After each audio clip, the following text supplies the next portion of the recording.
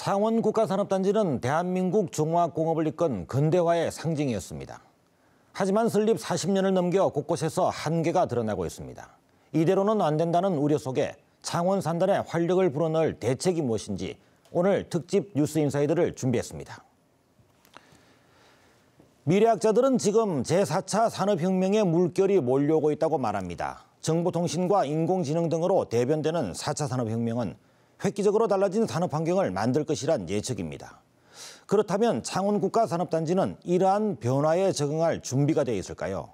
아쉽게도 40년 전의 낡은 옷을 그대로 걸치고 있는 모습이란 게 전문가와 업계의 진단입니다. 기술력과 가격 경쟁력을 앞세워 세계 시장에 도전하던 창원산단 제조업, 순식간에 위기를 맞을 수도 있다는 것인데요.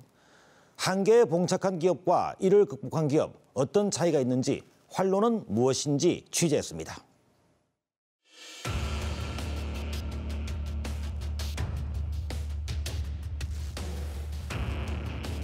지난 1974년 조성된 창원 국가산업단지. 경공업 위주이던 우리나라 산업 구조가 중화공업으로 탈바꿈한 상징적인 공단입니다. 지난 40년 동안 국내 최대 기계공업단지로 국가 발전을 이끌어왔습니다. 지난해 말 기준 입주업체는 2,500여 개, 고용 인원은 11만 6천여 명이나 됩니다. 하지만 창원산업단지는 예전의 활력을 잃고 있습니다.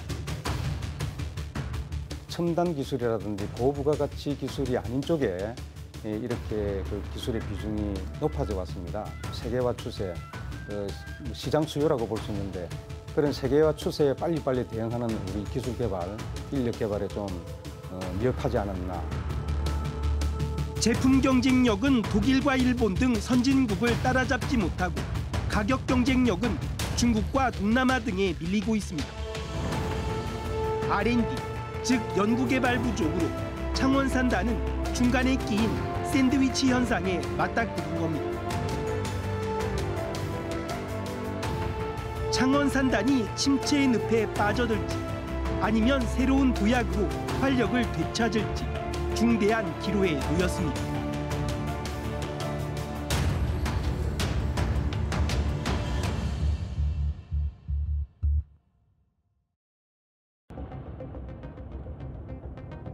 창원산업단지에 입주한 한 조선 관련 업체.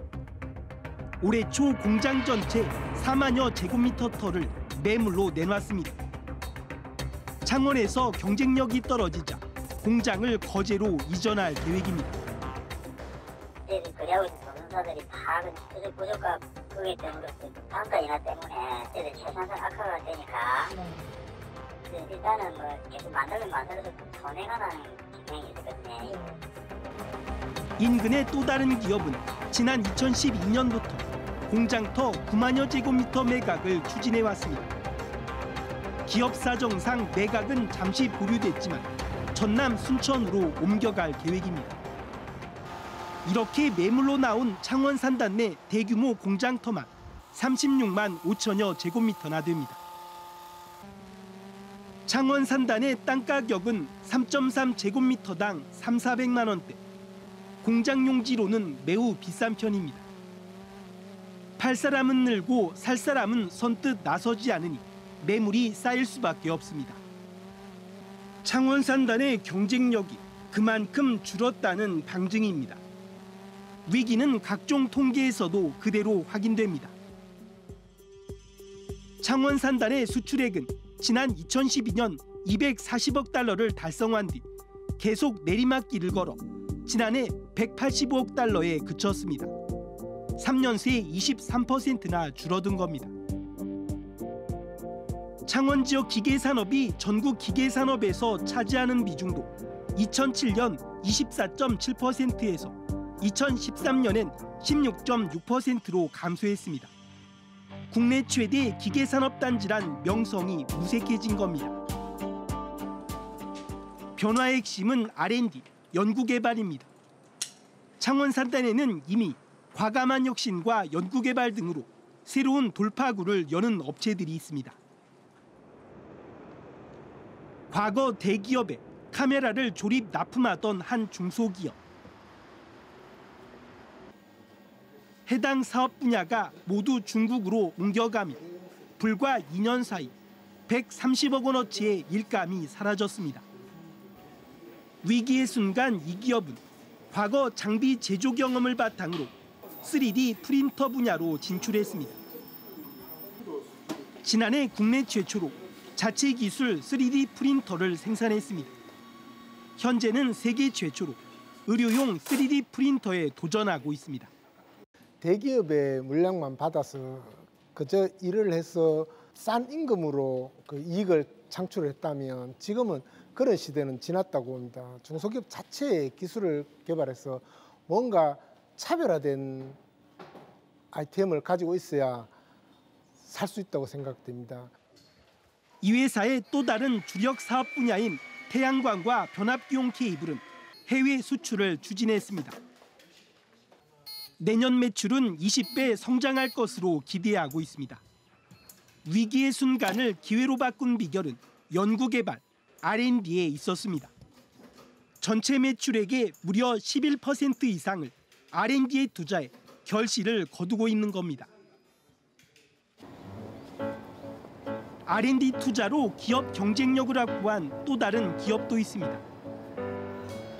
스마트폰 곡면 액정에 쓰이는 강화유리 성형 장비를 제조하는 창원의 한 기업. 세계 최초로 개발한 이 장비로 액정이 곡면인 삼성전자의 갤럭시 S 시리즈 엣지가 탄생하게 됐습니다. 이 회사의 성형 장비는 올 한 해 동안만 중국에 1000대나 팔리면서 매출 1000억 원을 돌파했습니다. 대기업 수주에 의해서 이제 제작을 쭉 하다 보니까 물량을 주지 않으면 생산이 없었고 또 계속 생산을 하더라도 수량이 적다 보니까 부가를 올릴 수가 없었습니다. 이게 한 제품을 개발해서 글로벌로 팔겠다는 이런 욕구를 가지고 2003년도부터 현재까지 근 10몇 년에 걸쳐서 이런 곡면 장비를 개발한 게 시대의 맞춤에 잘 적응이 된 것 같습니다. 매출이 2년 만에 20배나 뛴 건데 불과 60명인 직원이 해낸 일이라 더욱 놀랍습니다.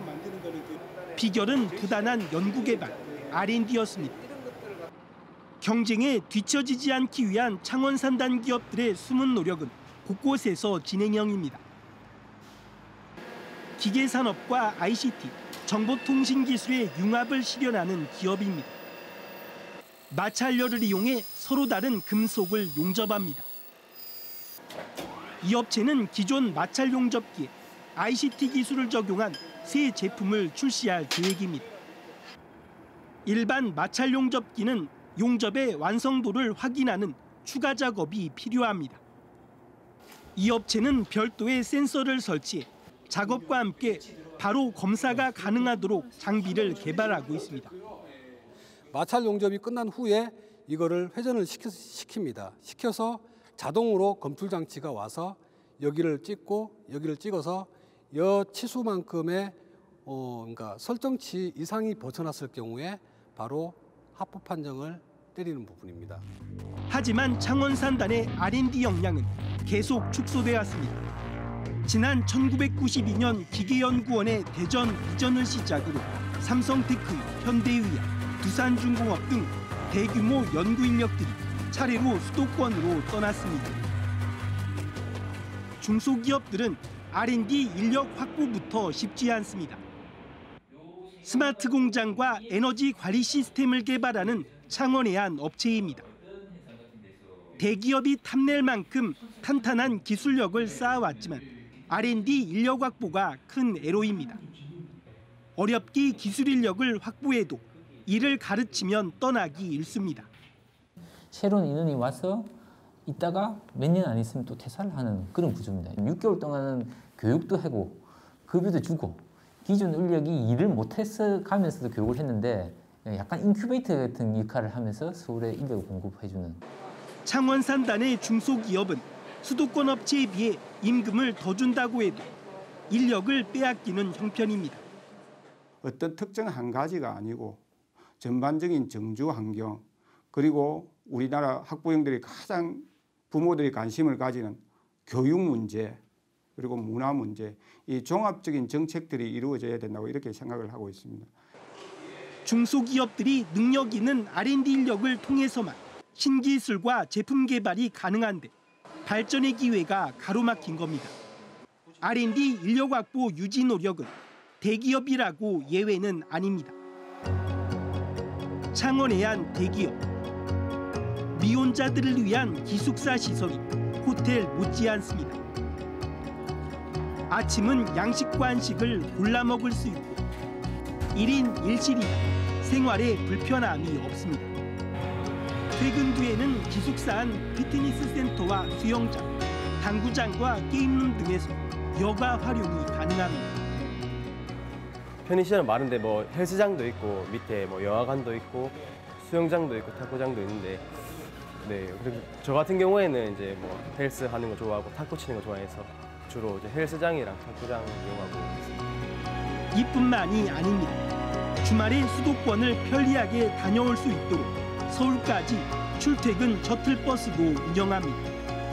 서울 갈 때 이제 회사에서 보통 KTX나 버스 타러 가려고 하면 한 30-40분 정도 나가야 되거든요. 근데 그런 이동 시간 좀 단축할 수 있고 그래서 되게 편하게 사용하고 있습니다.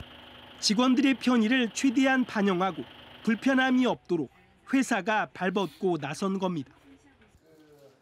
이 중소기업은 수도권 등에서 어렵게 R&D 연구 인력을 확보하는 대신 자체 양성하는 길을 택했습니다.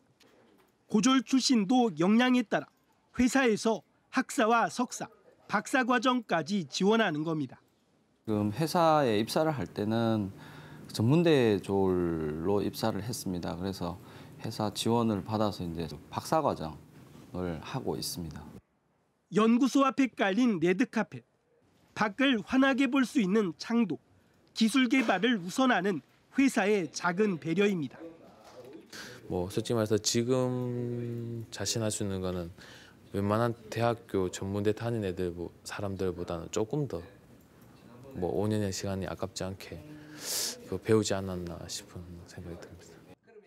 특히 직원들과의 이익 공유는 연구개발 의욕과 소속감을 더욱 높이고 있습니다. 기업에서 이익이 나면은 일정 부분을 이제 함께 나눠줄 수 있는 그런 걸 가져가야 된다 봅니다. 저희들 같은 경우는 이익의 약 10% 정도를 기업의 성과급으로 해서 분배를 해주고 있고, 특히 작년 같은 경우도 이제 최고 맥스로 많이 가져간 친구는 약 3억 정도. 정부 차원의 노력도 이어지고 있습니다. 공공연구기관에서 중소기업의 연구 인력을 파견하고 연봉의 절반을 부담하는 건데 기업들이 크게 반기고 있습니다. 이 기업도 파견된 연구 인력으로 특수장비를 이용해 어려운 알루미늄과 주석압금 베어링을 개발했습니다. 이 펄스 장비를 이용해서 그동안에 획기적인 아주 균일하면서 미세한 조직을 얻으면서 외산 소재보다 더 우수한 소재를 개발했습니다. 또 연구 개발 과제를 하면서 우리 주위에 우리 직원들의 그 마인드를 변화시켜 가지고 연구 개발을 해야 되겠다 하는 이런 마인드를 불러일으켰고. 하지만 이 같은 기회는 아직 일부 중소기업들만 혜택을 보고 있어 확대가 필요합니다. 지자체가 적극 나서 R&D 인력의 대규모 유출을 막은 사례도 있습니다. 연구원 1,500여 명이 근무할 예정인 대기업 R&D 센터.